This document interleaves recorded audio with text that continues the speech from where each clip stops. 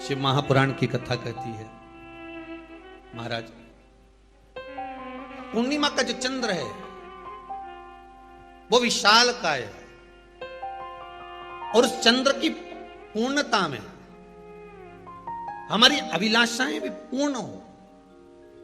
आप आस्था चैनल के माध्यम से जितने लोग कथा सुन रहे हैं, फेसबुक यूट्यूब पर जितने कथा सुन रहे हैं और कुबेरेश्वर धाम में जितने कथा सुन रहे हैं, आप में से कितने लोग हैं जो पूर्णिमा का व्रत करते हैं? जो माताएं करती हो जरा हाथ उठाइए। पूर्णिमा का व्रत जो करते हो ना आप लोग, रखिए हाथ।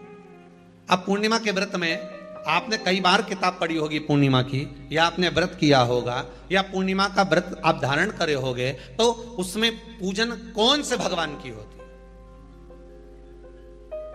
पूर्णिमा के व्रत में किस भगवान की पूजन होती है? तो कहा पूर्णिमा के व्रत में केले के खंभ लगाकर पूर्णिमा का जो उद्यापन होता है, पूर्णिमा की जो पूजन होती है, उस पूजन में शंकर और पार्वती की पूजन की जाती है,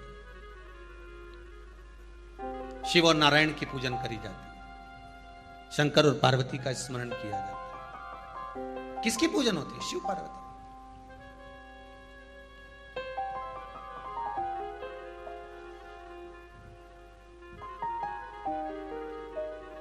क्यों शंकर और पार्वती का पूजन क्यों करा जाता है पूर्णिमा के व्रत में?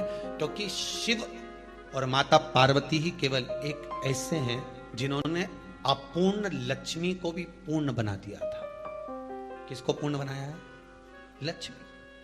पूर्णिमा के दिन अगर आप शंकर भगवान को एक लोटा पानी अगर शिव को समर्पित कर रहे हो, श्वेत पुष्प को रखकर शंकर जी के ऊपर सफेद फूल को चढ़ाकर अगर एक लोटा जल भी, एक पात्र जल भी शंकर को समर्पित कर रहे हो, तो ये लक्ष्मी के लिए ही तो कर रहे हो। और कौन सी लक्ष्मी? पूर्ण लक्ष्मी। पूर्ण लक्ष्मी। आपको पहले भी कथा में कहा, एक बार भगवान विष्णु के सामने लक्ष्मी मैया ने बहुत तेज स्वर में कह दिया था, नारायण, दुनिया के लोग आपका नाम जपते हैं, दुनिया के लोग नारायण नारायण कहते हैं, दुनिया के लोग आपका भजन करते हैं, पर सत्य मायने में कहूं ना तो मेरे बिना दुनिया के लोगों की नहीं चल सकती। मेरे बिना दुनिया नहीं चल सकती, संसार मेरे बिना नहीं चल सकता। भगवान विष्णु ने कहा, ये तो गलत है लक्ष्मी आपका कहना। एक दिन लक्ष्मी को अहंकार आ गया। अहंकार के संबोधन जब माता लक्ष्मी करने लगी तो भगवान, उसी समय पर भगवान विष्णु को क्रोध आ गया और भगवान विष्णु ने कह दिया, लक्ष्मी तू इतनी बड़ी बड़ी बात कहती है कि तेरे बिना नहीं रह सकती संसार। मैं तुझे कहता हूं लक्ष्मी, तू अपूर्ण है। तू अपूर्ण है, तू पूर्ण कब हो गई?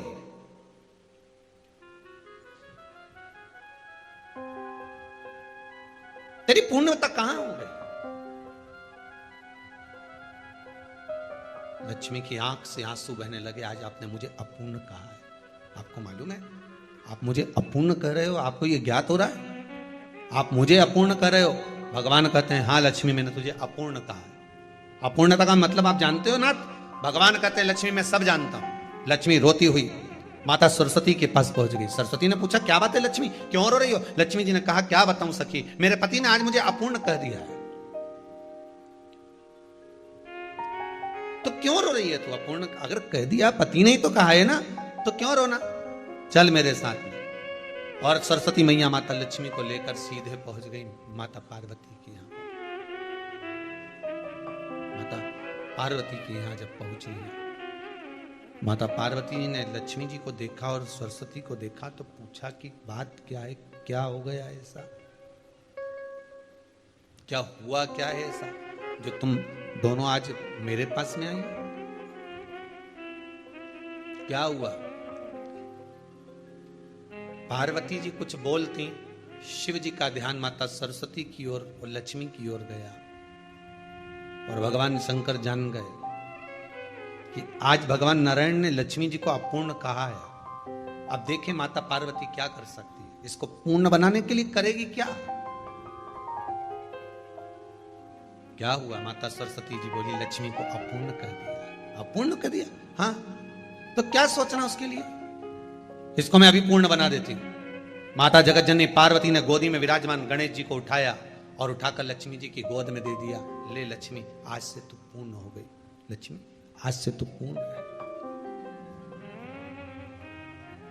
गोदी में जब तक संतान नहीं है तो नारी संतान नहीं है समझते, तो नारी को लोग पर माता पार्वती जी ने संपूर्ण ब्रह्मांड में एक सिद्धता प्रदान कर दी कि अपने गोदी के लाल को, अपने गोदी के पुत्र को माता ने लक्ष्मी की गोद में देकर लक्ष्मी को पूर्ण बना दिया। वो दिन कौन सा था? पूर्णिमा का दिन था। पूर्णिमा के कितने व्रत होते हैं? बोलते जाओ, जरा जल्दी जल्दी बोलो। पूर्णिमा के नारियों को, स्त्रियों को अखंड सौभाग्य के लिए, जो नारी वैधव्य नहीं होना चाहती है, उस नारी को पूर्णिमा के कितने व्रत करना चाहिए? जिस नारी के यहाँ संतान नहीं हो, औलाद नहीं हो, उसको पूर्णिमा के कितने व्रत करना चाहिए? जिस नारी का पुत्र, पति बहुत बीमारी से ग्रसित हो, लग रहा हो कि ये मेरा बेटा बहुत बड़ी बीमारी में घिरा हुआ है, तो नारी को कितने व्रत करना चाहिए? स्वयं भगवान कृष्ण ने माता यशोदा को द्वापर में भी बताया है कि पूर्णिमा के 32 व्रत होते हैं। कितने व्रत होते हैं? 32।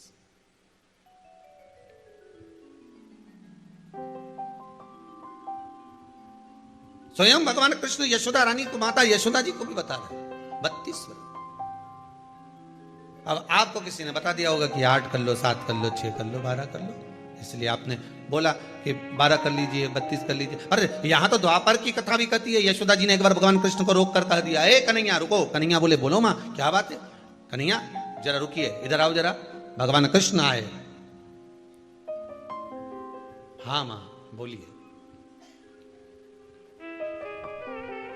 किस जगह का प्रसंग है ये? जिस समय पर राधा रानी कुरुक्षेत्र में नंद बाबा और यशोदा जी को लेकर कुरुक्षेत्र के कुंड में, ब्रह्म सरोवर में स्नान कराने के लिए लेकर जाती है, ग्रहण का समय पर। और जब भगवान कृष्ण उस कुरुक्षेत्र के उस सरोवर में स्नान करने आते हैं, तब यशोदा जी ने अपने लाला से प्रश्न किया है, पूछा है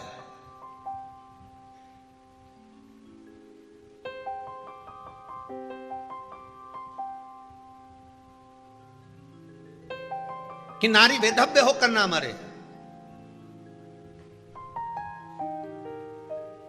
उसका पति कोई रोग से ग्रसित ना हो, उसका पुत्र किसी रोग में ना पड़े। अरे भाई कितना सुंदर संवाद लिखा है। अगर किसी माता का पुत्र मान लो किसी नशे में डूबा हुआ है, कोई नशा कर रहा है और गलत नशा है, आपको लग रहा है कि ये नशे में डूबा हुआ है, आपको लग रहा है कि ये गलत जगह पर डूब गया है, आपको लग रहा है कि मदिरापान में, मांसाहार में या अधिक गांजा आदि का जो भी नशे होते हैं, जितने भी नशे, उसमें डूब चुका है। और माँ उसको समझा रही है, तू नशे में मत डूब, तू इस काम को मत कर, तू ये गलत कर्म मत कर। माँ उसको समझा कर हार गई। तो मेरा माताओं से निवेदन है, आप उसको समझाना बंद कर दो, एक काम करना प्रारंभ कर दीजिए। हमें जो शिव महापुराण के माध्यम से शास्त्र कह रहा है कि आप 32 पूर्णिमा के व्रत प्रारंभ कर दो। उसमें करना क्या है आपको? केवल जिस दिन व्रत रहे, रात्रि के समय पर कोई भी मीठा, कुछ भी सामग्री आप चंद्र की रोशनी में, चंद्र को अर्घ देने के बाद, पूजन करने के बाद उसको रखो, और वही सामग्री जो नशा कर रहा है उसको पूर्णिमा के दूसरे दिन उसको खिलाओ। आप धीरे धीरे खिलाना चालू करेंगे, जिस नशे में वो डूबा हुआ है उस नशे से वो छूटना प्रारंभ हो जाएगा। 2 पूर्णिमा व्रत करके तो देखो, 3 में तुम्हें जरूरत ही नहीं, धीरे धीरे आप वो छूटना प्रारंभ हो जाएगा।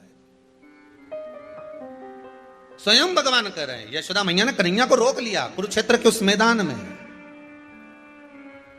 और भगवान कृष्ण का दर्शन माता यशोदा जी करी। बहुत दिनों के बाद माँ को, आज माता यशोदा को लाला का दर्शन हुआ, बहुत समय के बाद, जानने के बाद, बहुत समय। जब देवता 33 कोटि देवता उस चंद्र के इंतजार में रहते हैं कि ये चंद्र प्रबल होगा, तब जाकर ये चंद्र यहां पहुंचेगा, तब जाकर हम मंथन करेंगे, तब जाकर वो अमृत मिलेगा, और उस अमृत को देवता धारण करेंगे तो वो आनंद पा जाएंगे। तो हम क्यों शरद पूर्णिमा छोड़ें? हम क्यों एक एक पूर्णिमा छोड़ें? एक एक पूर्णिमा के महत्व को जानिए। कोई पूर्णिमा साधारण नहीं है, कोई प्रदोष साधारण नहीं है, कोई शिवरात्रि साधारण नहीं है। 12 महीने शिवरात्रि पड़ती है, 12 महीने में प्रदोष पड़ते हैं, पर 12 महीने पड़ते हैं, हम उसका महत्व ही नहीं जान पाते। कौन से प्रदोष पर क्या करना है, कौन सी पूर्णिमा को क्या धारण करना है, कौन सी शिवरात्रि पर। कई लोगों को तो यहां तक नहीं मालूम था कि भाई श्रावण के महीने में भी शिवरात्रि आती है। वो तो बस लोगों के कि शिवरात्रि का पूजन हुआ, तो उसका स्मरण क्यों छोड़े हम। अगर ये वेद और शास्त्र ब्राह्मणों को दिए गए हैं, ये वेद और शास्त्र विद्वत जन को दिए गए हैं, तो इसका स्मरण होना चाहिए कि हम निकाल कर जनमानस तक ये चीज पहुंचाएं कि हमें इस दिन ये पूजन करना है, उसका स्मरण होना चाहिए।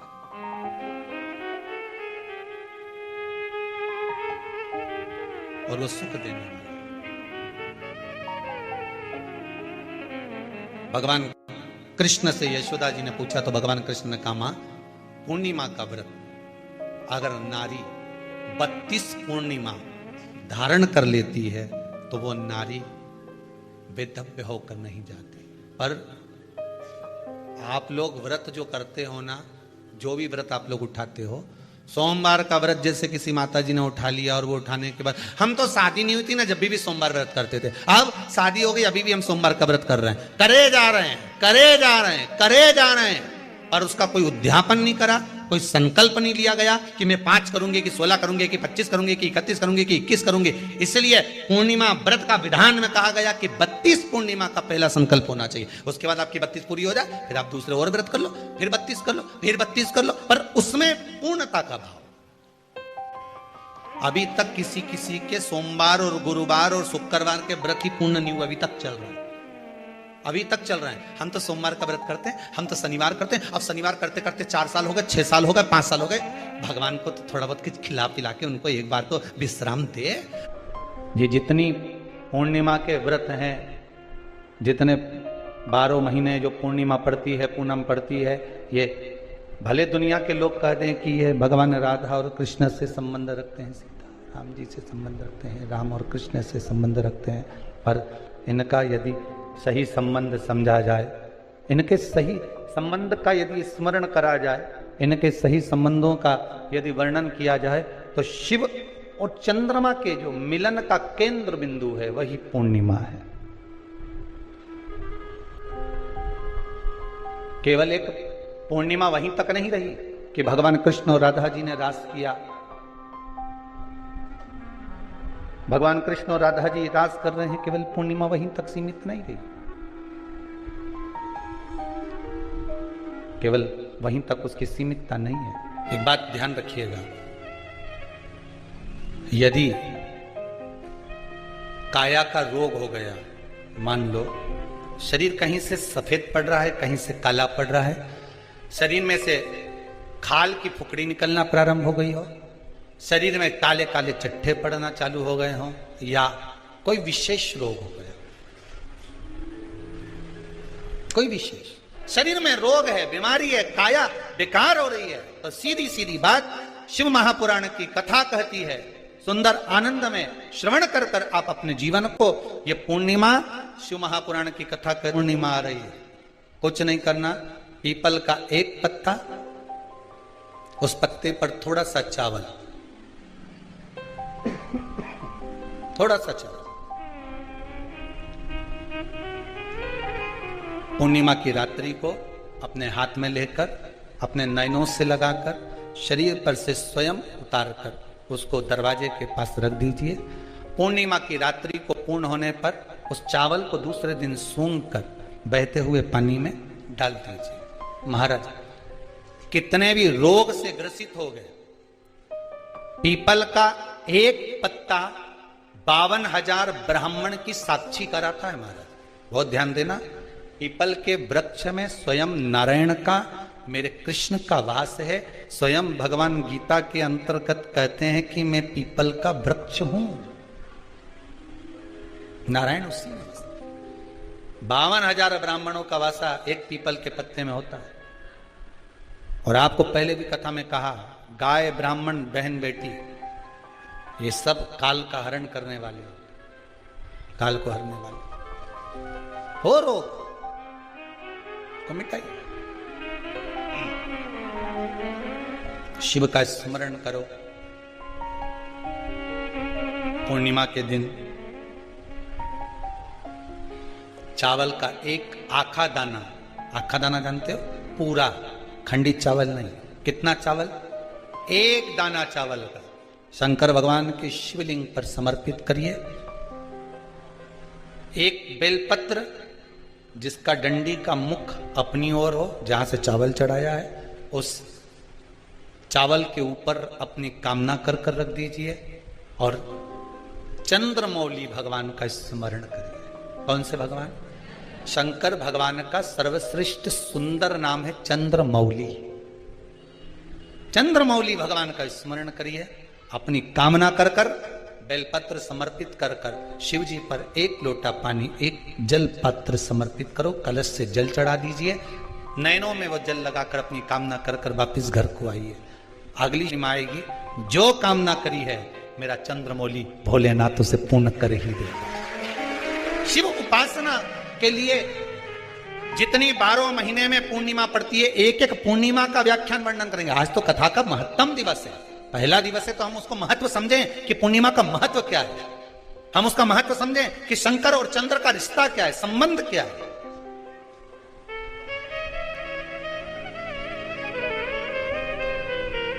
भगवान ने जितनी पूर्णिमा बनाई है, जितने नक्षत्र बनाए, जितनी घड़ी बनाई, जितना पल बनाया, जितना समय बनाया, ये शंकर भगवान ने जो बनाया ये गलत नहीं बनाया, श्रेष्ठता के लिए बनाया, जग के उद्धार के लिए, संसार के उद्धार के लिए बनाया। अब उसका प्रयोग आप करें ना करें या आपके ऊपर है, आप उसका प्रयोग कर रहे हैं ना कर रहे हैं आपके ऊपर, पर जो बनाया है मेरे भगवान,